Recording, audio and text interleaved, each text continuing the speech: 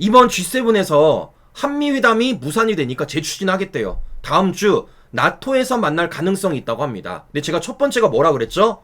일단 간다 안 간다부터 결정하라고 제가 말했습니다.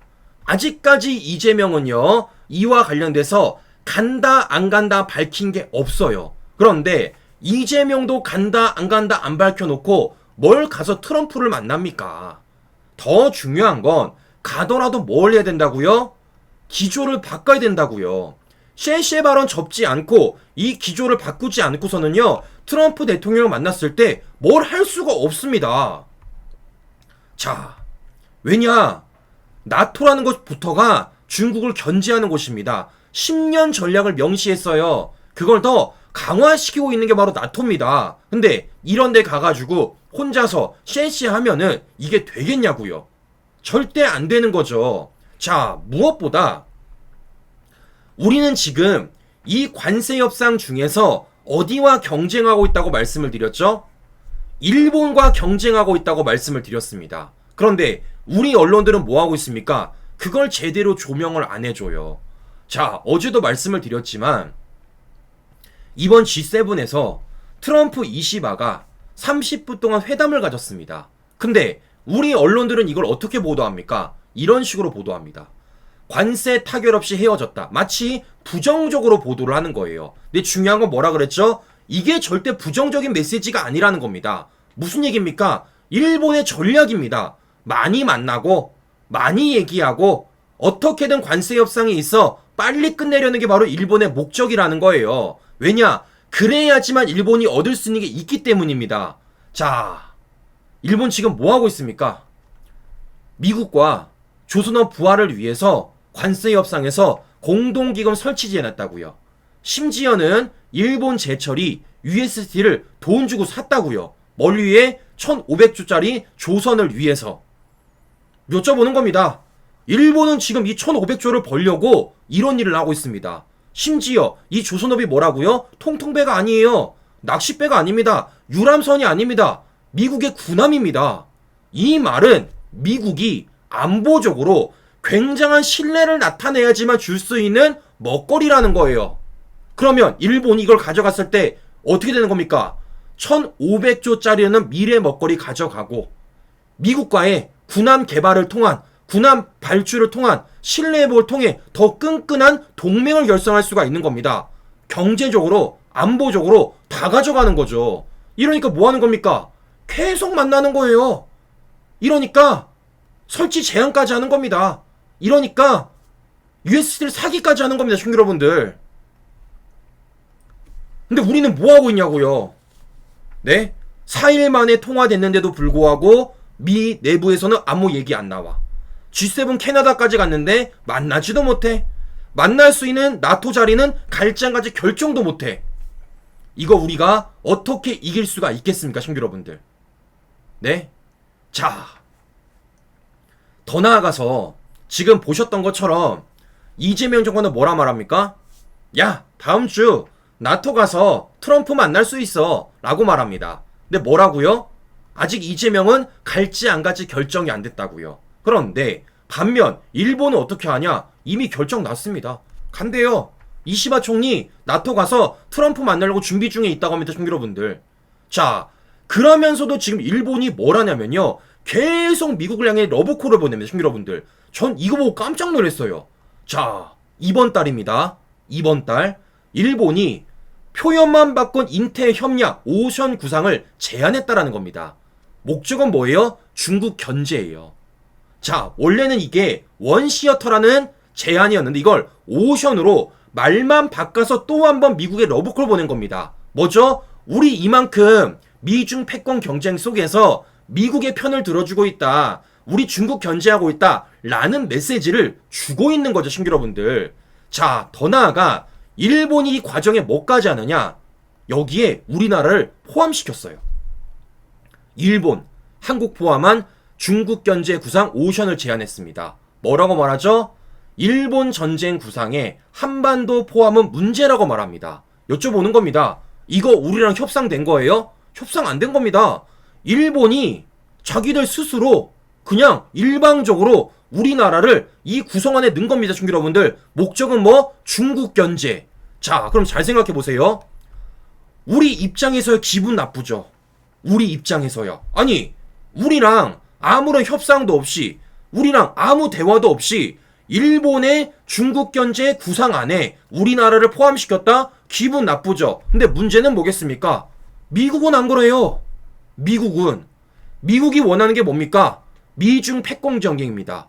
그 패권 경쟁 속에서 한미의 삼각공조를 만들고 그걸 통해 중국을 견제하는 게 바로 미국의 패권 경쟁의 시나리오입니다. 근데 그걸 누가 먼저 내놓고 있는 겁니까? 일본이 먼저 내놓고 있는 겁니다. 뭐 어떻게?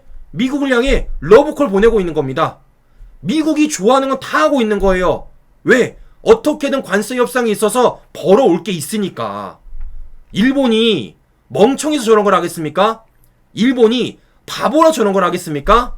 미래로 봤을 때 이게 우리한테 유리하다, 우리가 먼저 가져가야 된다 라는 생각이 드니까요, 저런 일을 계속 벌이는 거죠. 자, 그럼 잘 보세요.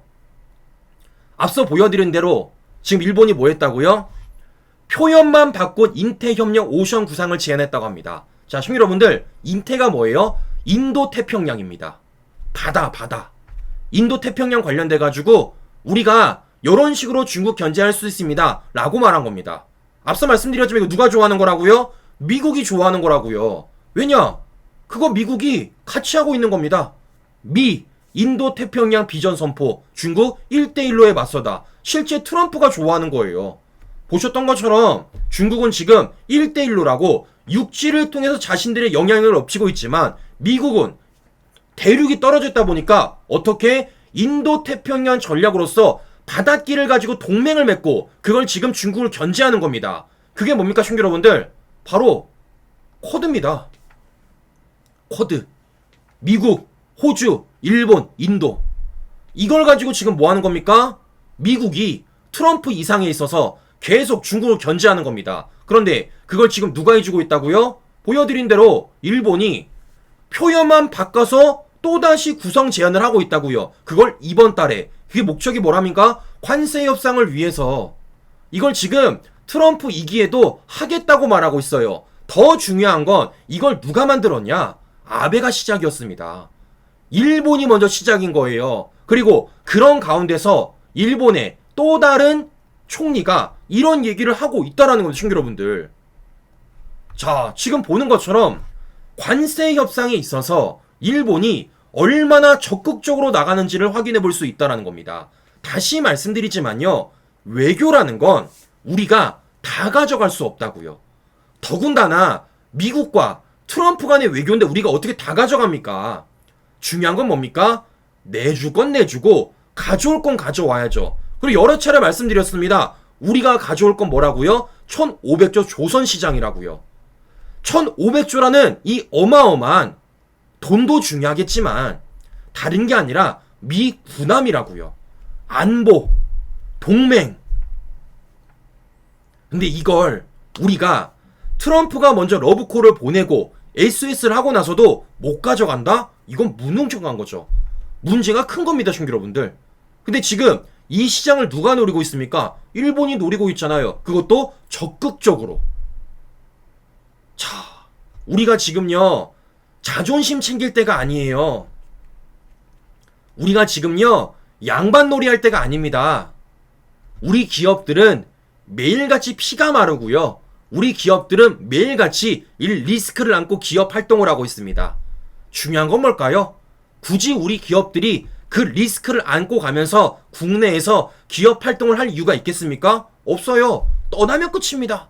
떠나면. 어디 가서 국내 투자할 거 미국과 투자해서 관세 영향 안 받고 만들면 되는 겁니다. 자, 그럼 문제는 뭘까요? 그런 식으로 따지면 대기업들은 떠날 수나 있겠죠. 그럼 문제는 뭡니까? 중소기업들 어떻게 할 거냐고요. 중소기업들. 자, 아무리 현대차가 미국에 가서 공장을 짓더라도 현대차, 자동차 만드는 부품들은 어디서 만들겠습니까? 우리나라 중소기업들이 만들어서 발주하는 겁니다. 근데 여기에 뭐가 붙어요? 관세가 붙어요. 그럼 어떤 일이 벌어지는 겁니까? 현대차가 국내 중소기업이 아니라 해외에다가 이것을 맡길 수가 있는 겁니다. 그럼 어떻게 되는 겁니까, 형제 여러분들? 우리나라 정말 큰일 나는 거예요. 대기업 떠나죠. 중소기업 문 닫죠. 일자리 줄어들죠. 세수한 거 치죠. 문제가 보통 문제가 아니라는 겁니다. 그래서 말씀드리는 겁니다. 이렇게 느긋할 이유가 없어요. 이렇게 여유를 부릴 틈이 없습니다. 보셨잖아요. 일본이 뭐 하는 겁니까? 자신들의 자동차 시장을 어떻게든 활로를 트기 위해서, 그런 가운데 조선업을 먹기 위해서 얼마나 고군분투하고 있습니까? 어제 이시바 총리 표정이 얼굴이 굳었던 이유가 다른 것도 아닙니다. 물론 이재명의 과거 발언도 있겠지만요, 우리가 지금 일본이랑 경쟁 관계에 있다고요. 관세 협상이 있어서 여기에서 우리가 뭘 하냐에 따라, 어떤 스탠스를 정해에 따라서 향후 우리 미래가 어마어마하게 영향을 미칠 수밖에 없다라는 거예요. 자, 그러면 우린 뭘 해야 될까요? 노선을 확실하게 정해야죠. 그러면 뭘 정하면 되겠습니까? 앞서 말씀드렸던 것처럼 우리는요, 오히려 이걸 이용해야 됩니다. 일본이 지금 표현만 바꾼 인태협력 오션 구상을 제안했다 그랬어요. 목적이 뭐라고요? 중국 견제라고요. 누가 좋아하는 겁니까? 이거 트럼프 대통령이 제일 좋아하는 겁니다. 자, 그러면 이 과정 속에 지금 일본이 뭐 했습니까? 우리나라를요 포함시켰다고요, 신규 여러분들. 우리 뭐 하면 되겠습니까? 우리도 요구하면 되는 겁니다. 야, 쿼드 들어가자 라고 말하면 되는 거예요. 뭐죠? 동맹을 더 결속 있게 만드는 겁니다. 한미 동맹뿐만 아니라 한미일 삼각공조뿐만 아니라 쿼드를 통해서 우리 영향력을, 우리 동맹을 더 확장시키는 겁니다. 왜냐? 실제 미국 내에서 우리나라도 껴주자는 얘기가 나와요. 미 싱크탱크 한국 쿼드 플러스 후보 유력하다 라는 말이 나옵니다. 이게 중요한 건 뭘까요? 다른 나라가 반대하겠지. 특히 어디? 일본이 반대하겠죠. 왜냐? 우리가 들어가는 순간 자신들의 영향이 줄어들 거라 생각을 하기 때문에. 그럼 뭘 하면 되겠습니까? 이용해야지. 일본도 우리 포함시킨다고 넣어놨더라. 미 싱크탱크도 우리 넣어줘야 된다고 얘기하더라. 자, 그러면 여기에서 중요한 게 뭐예요, 친구 여러분들? 딱 한 가지입니다. 이재명이 기조를 바꾸는 거예요. 이 중국 CC의 기조를 안 바꾸면요, 쿼드 못 들어가요. 관세 협상 힘듭니다. 한미동맹 어떻게 될지 모릅니다. 한미일 삼각공조 어떻게 될지 몰라요, 친구 여러분들. 즉 뭡니까? 가장 문제의 본질은 이재명 CC의 발언이라는 거예요. 그리고 이걸 해외 언론들이 모르지 않는다고요. 해외 정상들이 모르지 않는다라는 겁니다. 자, 더 나아가 지금 이 문제가 관세 협상만 문제가 아니라고요. 여러 차례 말씀을 드렸지만 미국과의 관세 협상에 있어서는요, 경제가 아니라 안보에도 어마어마한 영향을 끼친다고 말씀을 드렸습니다. 왜냐? 주한미군 문제가 결려 있잖아요. 트럼프는 주한미군을 바라볼 때 대북 방어용으로 바라보는 게 아니라 대중국 견제용으로 바라보고 있습니다. 전혀 바라보는 시선이 우리랑 달라요. 자, 왜 그러냐? 앞서 말씀드렸던 쿼드, 여기에서 트럼프 2기 행정부가 들어나고서부터 어떤 일이 벌어졌느냐? 트럼프 2기 첫 쿼드 회의에서 한반도 비핵화, 북한 문구가 빠졌습니다. 이 얘기는 뭐죠, 친구 여러분들? 북한 견제에 대한 메시지가 빠진 거예요. 원래는 쿼드 회의라면은 중국과 함께 손을 잡아왔던 북한을 향해서 견제 목소리 내야 되는 겁니다. 북한 똑바로 해. 북한 핵무기 만들지 마. 북한 도발하지 마. 라고 메시지를 냈습니다. 지금까지는. 근데 이제는요, 이게 빠졌다라는 겁니다, 친구 여러분들. 어떻게? 트럼프 2기 첫 쿼드 회의에서. 자, 우린 뭘 읽을 수 있냐면요, 이거예요. 최근에 트럼프가 뭐하고 있습니까? 정원에 손 내밀고 있습니다. 나 서신교환 할 수 있어. 너랑 소통할 수 있어. 라고 말합니다. 심지어 뭐라 말하죠? 툭 하면 북핵을 인정하는 발언합니다. 북한은 확실히 핵 보유국이라고요. 자, 그럼 여쭤보는 겁니다. 지금 트럼프의 북한과 관련된 말들, 그와 관련된 행동들, 거기에 본 스탠스가 어떻습니까? 우리랑 달라요. 우리가 말아본 것 다릅니다. 중요한 건 뭐겠습니까? 우리에게 문제가 되잖아요. 우리에게 영향이 오잖아요. 우리는 어떻게든 북핵이 문제가 되는 것이고 이걸 해제를 시켜야 되는 겁니다. 해제를 못한 우리라도 대처를 해야 되는 거예요. 근데 여쭤보는 겁니다. 여기에 지금 이재명과 이재명 정권이 대안책이 있습니까? 아무런 대안책이 없어요. 오히려 뭐 하고 있습니까? 빗장을 알아서 풀어주고 있잖아요. 빗장을. 네? 지금 북한은 뭐 하고 있습니까? 러시아와의 군사 미락을 통해서 파병을 더 보낸대요. 왜냐? 파병 보내면 돈 더 받으니까. 왜냐? 파병 보내면 군사기술 더 받으니까. 실제 어떻게 되고 있습니까? 러시아, 우크라이나 전서, 노획 서방 무기 북한으로 보냈다라는 겁니다. 충 여러분들. 북한이 점점 더 무장을 하고 있는 겁니다. 안 그래도 북핵으로 우리를 위협하는데 그 이상의 무장을 하고 있는 걸 우리가 확인해 볼 수 있는 겁니다. 여쭤보는 거예요. 이걸 어떻게 대응할 거냐고요. 그런데 그냥 뭐 하는 겁니까? 무조건 빗장만 풀어주고 있다라는 겁니다. 정은이는 변하기는커녕 오히려 더 강경하게 나가고 있는데, 자, 심지어 어제 정은이가 러시아에 3차 패방 보낸다라는 보도가 나왔음에도 불구하고 대통령실 뭐라 말하냐? 우려할 일 지지하지 않아 라고 말합니다. 여쭤봅니다. 이런 거 얘기한다고 김정은이가 귀 하나 까딱하겠습니까? 김정은이가 들어주겠습니까? 들어주지 않죠. 자, 그럼 잘 보세요. 우리가 북한과 관련된 문제에 있어 뭘 해야 될까요? 리드를 해야죠. 뭘 해야 되죠? 끌어와야죠. 누굴? 트럼프를. 누굴? 미국을. 왜냐? 그래야지만 우리가 힘을 기르고 그래야지만 우리가 목소리가 반영될 것 아니겠습니까? 근데 여쭤보는 겁니다. 이 과정 속에 이재명 정권이 설득하려는 의지가 있는지, 그런 행동을 추진하는지, 더 나아가 그런 역량조차 있는지 저는 굉장히 의심스러워요. 그런 모습이 아예 안 보이잖아요. 우린 지금 뭘 해야 되죠? 우리를 위협하는 북한 문제와 관련돼서 설득해야 됩니다. 북한이 지금 이런 일을 벌이고 있다. 이게 지금 대한민국만 위협하는 게 아니라 미국도 위협하고 일본도 위협하고 다른 국가들도 위협하고 있다. 즉 우리와 똑같은 대북 기조로서 목소리 내고 북한과 관련된 강경한 목소리를 함께 내야 된다 라는 게 지금 우리 외교 기조이자 대북 정책이 돼야 된다고요. 근데 어떻습니까? 안 되잖아요. 왜냐? 기조가 문재인과 전혀 다를 게 없기 때문에. 이래서 말씀을 드리는 겁니다. 지금 이 모든 문제의 본질은 바로 이재명의 기조라고요. 셀시의 외교 기조를 바꾸지 않으면 외교가 개선이 안 되고, 북한 관련된 문재인과 똑같은 기조를 바꾸지 않으면 절대 개선이 안 되는 거예요. 그리고 그게 지금 현실에서 결과적으로 목도가 되고 있잖아요, 친구 여러분들.